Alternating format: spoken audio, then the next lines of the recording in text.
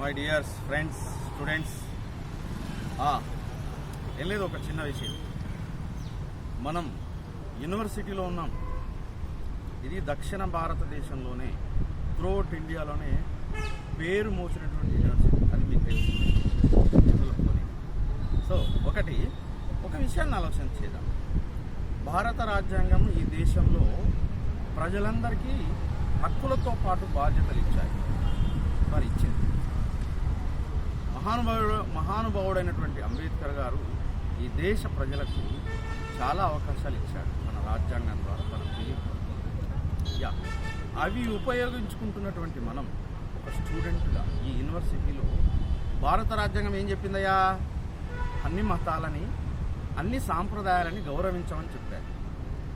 సరే, మనం పాటిస్తూనే ఉన్నాం, గౌరవిస్తూనే ఉన్నాం.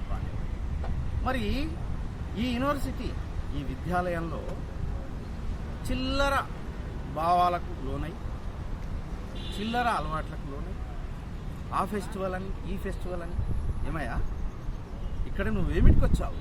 చదువుకోవడానికి వచ్చావు. బోర్డర్గా ఉంటున్నావా, నాన్ బోర్డర్గా ఉంటున్నావా? నాన్ బోర్డర్గా ఉండి రాజకీయాలు చేస్తున్నావా? ఇది తెలుసు మాకు, అది మీ పర్సనల్, నేను అల్లకు.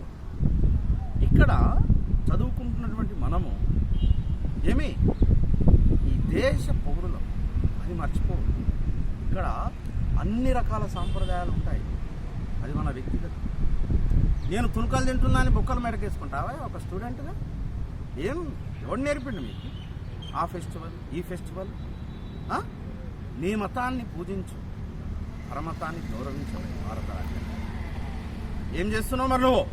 ఒక పిహెచ్డి స్కాలర్గా, ఒక విద్యార్థిగా, మై డియర్ ఫ్రెండ్, ఒకసారి ఆలోచన చేయి.